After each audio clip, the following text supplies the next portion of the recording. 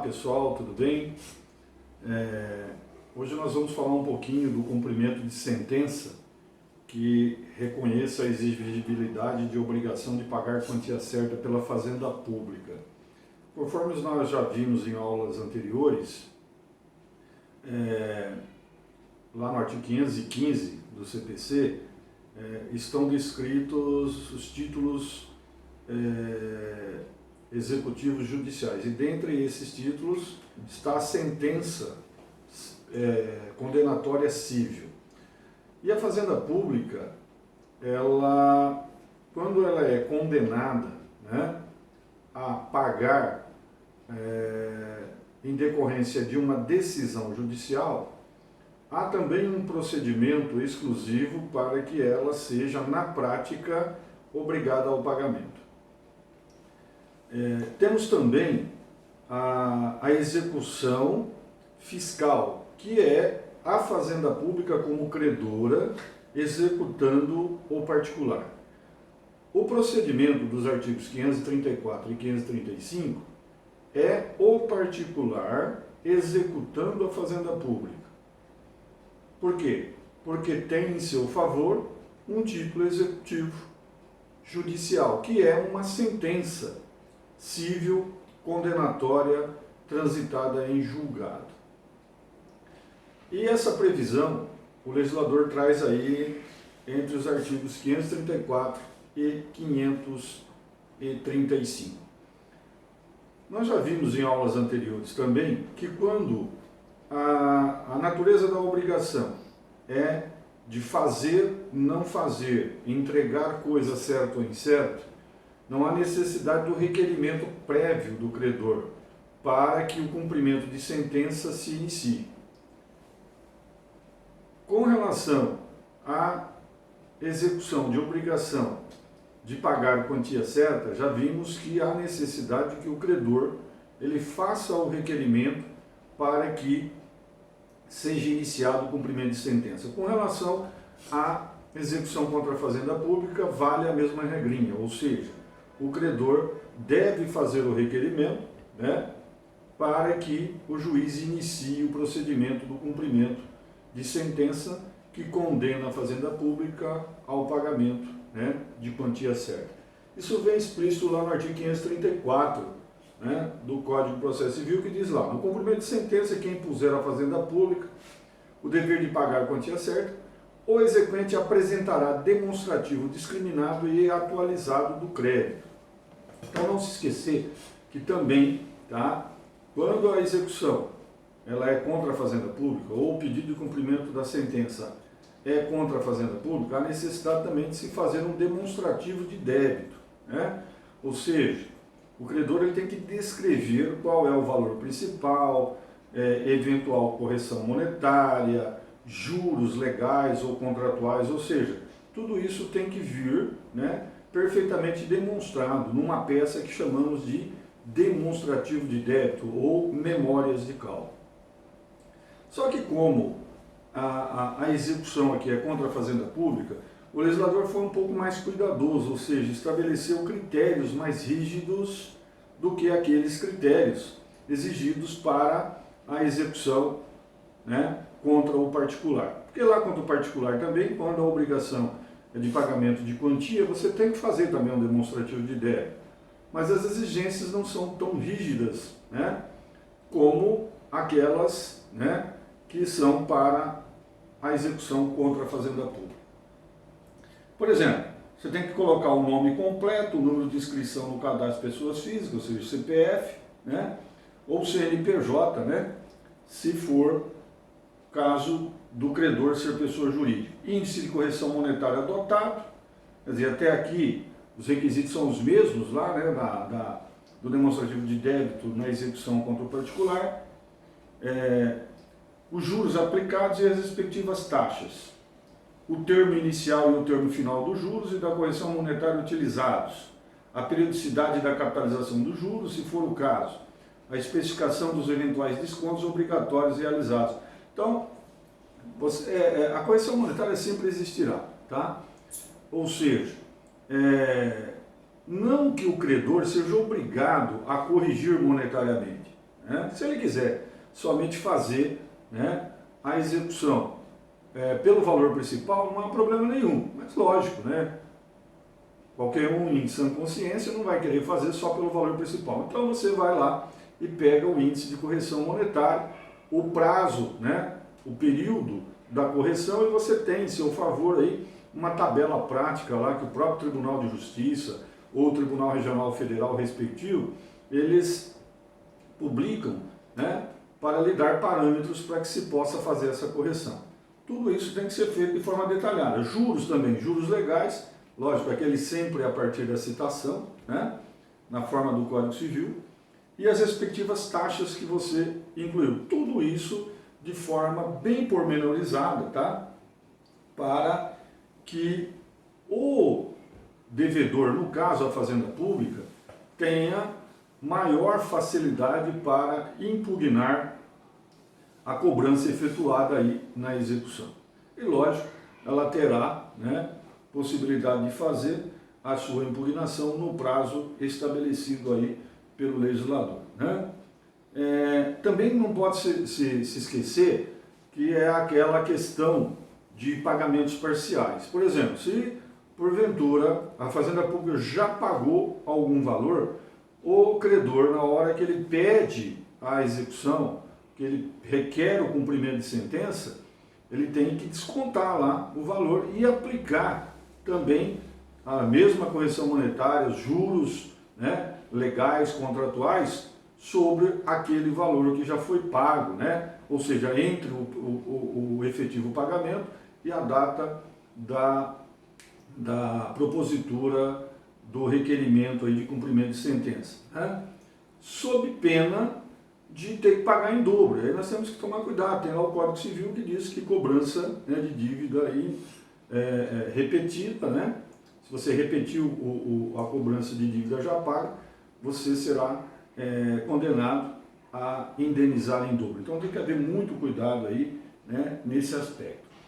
E também é interessante frisar que se houver mais de um exequente, e aí a possibilidade de se fazer execução por mais de um exequente, ou seja, estabelecer o que chamamos de litisconsórcio ativo, né, aí, e nesse caso, se mais de um exequente está pedindo cumprimento de sentença, a necessidade de que cada um deles faça o seu demonstrativo de cálculo, né?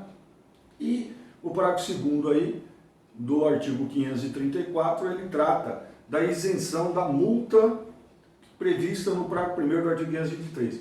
Qual é essa multa? Aquela multa de 10% caso o credor particular, o devedor particular, não pague o valor aí previsto no requerimento. Lá, se ele não pagar no prazo de 15 dias contados da intimação, né, ele terá em seu desfavor uma multa de 10% sobre o valor. Aqui contra a Fazenda Pública não há essa penalidade pecuniária, tá? Então tem que se observar, né, com bastante acuidade essa determinação prevista aí no parágrafo 2º do artigo 534. Bom, como vínhamos dizendo, a Fazenda Pública, né, uma vez requerido o cumprimento de sentença, que a condenou, né, ao pagamento de quantia certa, ela tem possibilidade de impugnar, né, a execução. Só que sempre lembrando que essa impugnação ela tem que ter como argumento somente fatos supervenientes à própria sentença. E isso é lógico porque fatos, né, anteriores à sentença não podem mais ser discutidos face aí, né, à autoridade da coisa julgada, né, material. Então, a impugnação que é possível, né, para a Fazenda Pública é aquela relativa a fatos ocorridos após a prolação da sentença, a não ser que sejam questões de ordem pública, né? Ou seja, aquelas questões que não são atingidas pelo Instituto da Preclusão, aquelas em que o juiz pode reconhecer de ofício, né? Como é o caso de uma nulidade absoluta, ou seja, uma ilegitimidade de parte que se descubra só mais adiante, ou uma falha na citação, ou seja, quaisquer daquelas situações que ensejam lá, né, eventuais nulidades. O artigo 535 ele diz lá, a Fazenda Pública será intimada na pessoa do seu representante judicial. E aí quem é o representante judicial? Se é uma prefeitura, é o prefeito, ou é o procurador do município, né? Aí tem que se verificar se há uma procuradoria devidamente legalizada. Lógico que essa procuradoria, né, ela terá o poder de representação da Fazenda Pública. No caso de municípios pequenos, por exemplo, não há essa procuradoria devidamente legalizada, tal, e aí o prefeito, né, que é o representante legal. No caso de uma autarquia municipal também, o diretor da autarquia e assim por diante. Então ele será intimado. Vocês podem observar que não há citação aqui, tá? Porque o cumprimento de sentença não envolve um processo de execução autônoma, e sim simplesmente mais uma fase, né, do processo de conhecimento. Então por isso que o legislador fala em intimação e não fala em citação, tá?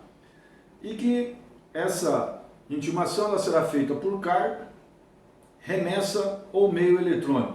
Por carga, aí o legislador está falando do processo físico, né? Se o processo é físico, se vai lá o procurador do município, ele pega o processo lá no cartório, no momento em que ele faz carga, ou seja, no momento em que ele retira o processo, ele já se dá por intimado, ou seja, a Fazenda Pública já está intimada para que possa apresentar a impugnação.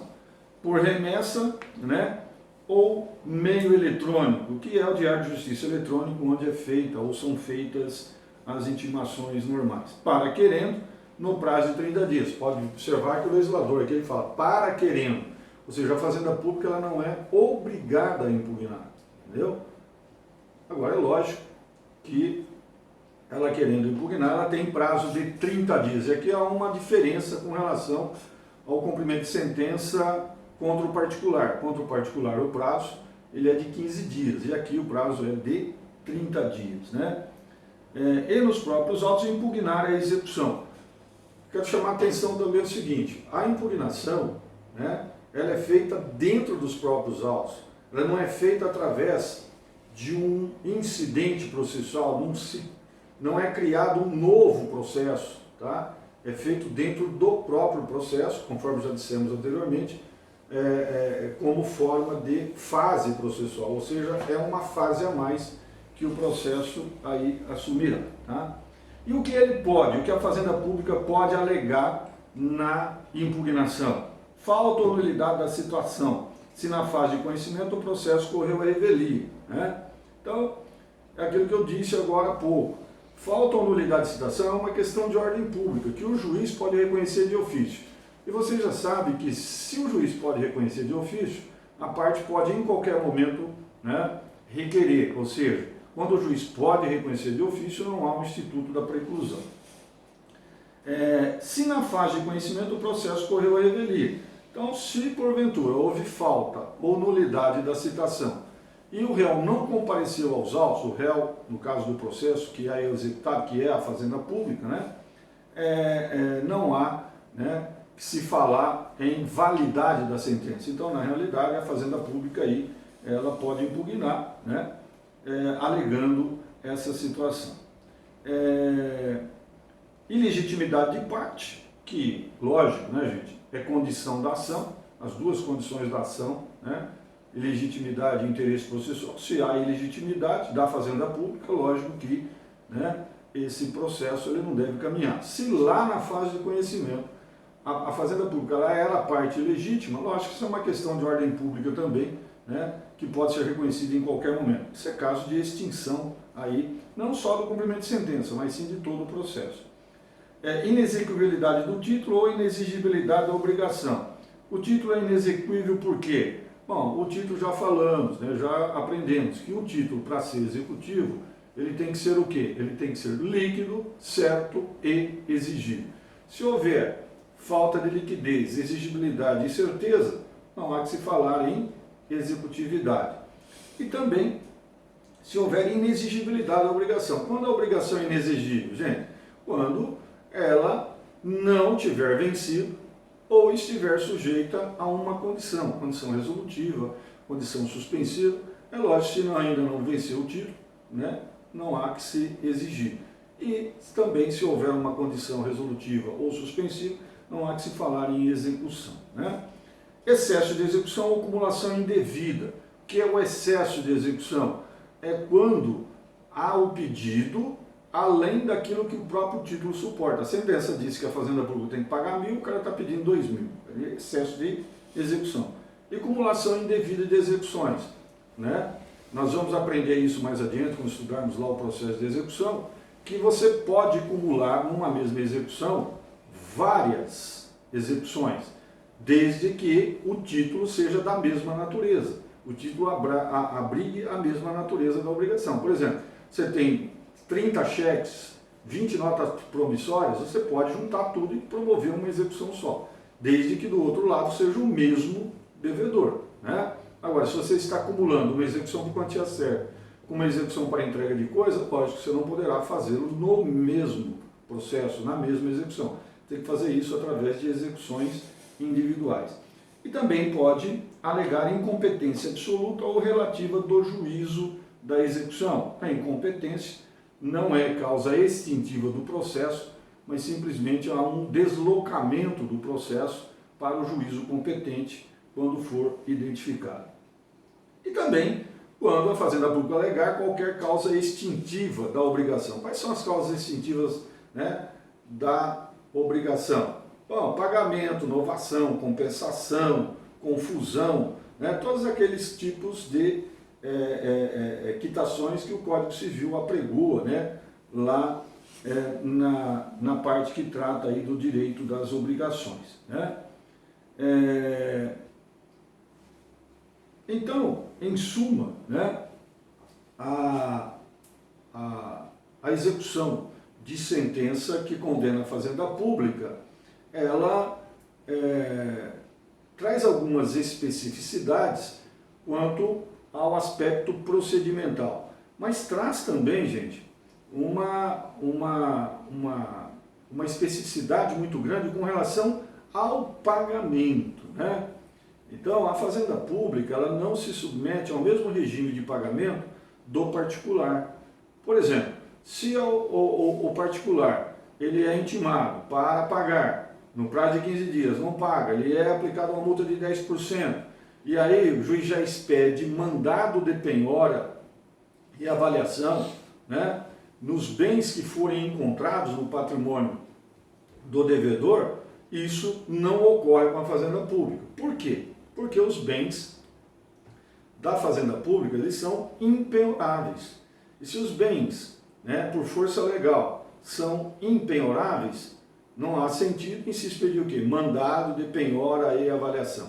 Então, como o pagamento, na prática, é feito aí pela Fazenda Pública devedora? Através do que chamamos de precatórios judiciais. Precatórios judiciais que são regulados lá pelo artigo 100 da Constituição Federal. O legislador ele traz, né, aí como previsão constitucional como é feito o pagamento desses precatórios judiciais, e o artigo 100 da Constituição ele nos relata quais são os procedimentos que devem ser adotados. Isso a gente vai ver daqui a pouquinho. Bom, como eu vinha falando, o que é um precatório judicial? Precatório judicial nada mais é do que uma requisição que o presidente do tribunal respectivo, quando eu digo tribunal respectivo, é o presidente do tribunal, né, que tem jurisdição sobre o juízo que condenou, né, a Fazenda Pública, ou seja, o juízo que tem jurisdição sobre o juízo que está processando o cumprimento de sentença. Então, precatório é requisição. Requisição de quem? Por exemplo, comarca de Adamantina, né? Está processando aqui o cumprimento de sentença. O que acontece? Bom, o juiz aqui de Adamantina, ele vai oficiar o presidente do Tribunal de Justiça de São Paulo, e o presidente do Tribunal de Justiça de São Paulo vai requisitar perante a Prefeitura Municipal, por exemplo, se for a devedora, para que ela possa efetuar o pagamento. Isso é precatório judicial. Mas existe uma outra forma de pagamento, que é o chamado RPV, Requisitório de Pequeno Valor, né? O que é o requisitório de pequeno valor? Requisição de pequeno valor, ou requisitório de pequeno valor? É o pagamento que a Fazenda Pública faz também em virtude de condenação judicial mas de pequeno valor, né? E a própria Constituição Federal, no artigo 100, ela diz lá, né, que a Fazenda Pública, ela, através de lei, ela vai estipular o valor dos requisitórios de pequeno valor. Se a Fazenda Pública não criar o seu valor por lei, então presume-se que esse valor seja o quê? Seja o maior valor pago pela Previdência Social. Hoje seria em torno aí de 6.200, 6.300 por aí. Então, se porventura não houver na Fazenda Pública uma lei ditando qual é o valor do requisitório de pequeno valor, será o valor aí do maior benefício previsto na Previdência Social. Então, o que acontece? Eu vou fazer aqui uma explanação, né, uma síntese, porque o artigo 100 ele é autoexplicativo, né? O artigo 100 da Constituição ele é autoexplicativo. Eu vou fazer aqui um relato, uma síntese de como é feito. Então, chegou aqui, né, a Fazenda Pública, ela não faz o pagamento, ela impugna, tá? Havendo a impugnação é julgada improcedente, transitou em julgado, aí o que o juiz aqui de Adamantina faz?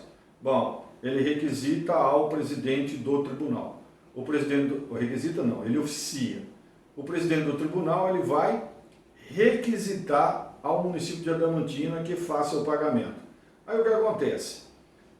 O município de Adamantina, se ele receber esse requisitório, esse precatório, até 1º de julho, ele é obrigado a colocar no orçamento do ano subsequente. Tá? Se ele receber após 1º de julho, ele colocará essa previsão de pagamento para o próximo ano e assim sucessivamente. Por exemplo, se chegou no dia 1º de outubro de 2020 o requisitório, ele não é obrigado a colocar em 2021, ele coloca no orçamento de 2022. Por que o legislador fez isso?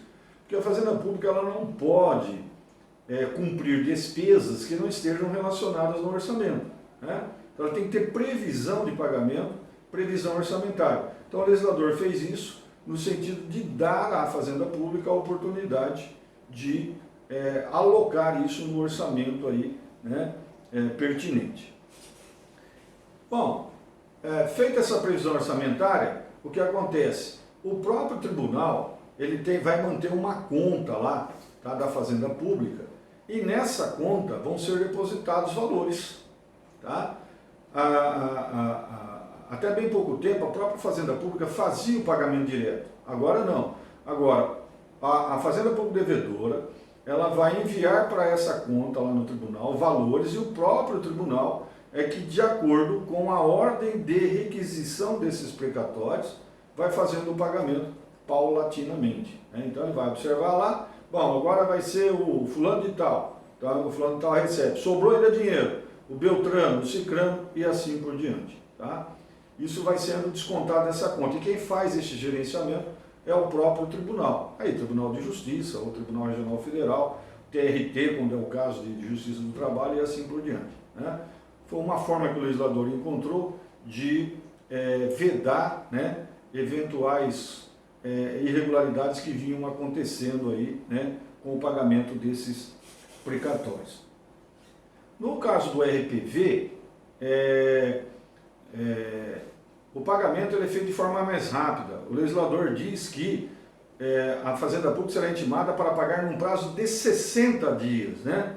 Então são 60 dias, né, para que ela efetue o pagamento daquele valor. E aí ela vai lá e deposita numa conta, né, do credor para que ele possa efetuar, né, o devido saque. Então o RPV ele é uma forma mais rápida, mas só que em contrapartida envolve valores bem menores. Por exemplo, se você tem para receber da Fazenda Pública R$10.000 e o RPV é de 6.300, isso não impede que você receba através do RPV.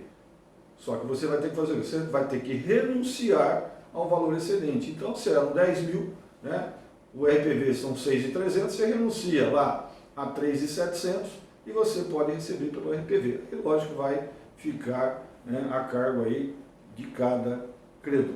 Né? Então, gente, em suma, o cumprimento de sentença, né, que condena a fazenda pública a pagar a quantia certa, né, obedece o procedimento aí previsto no artigo 534 e 535, e com relação ao pagamento, na prática, devemos nos reportar ao artigo 100 aí da Constituição Federal. Espero que vocês tenham aproveitado e, caso contrário, tiverem alguma dúvida, permaneço à disposição através do WhatsApp, através do e-mail que foi aí anteriormente, né, repassado a vocês. Um abraço a todos.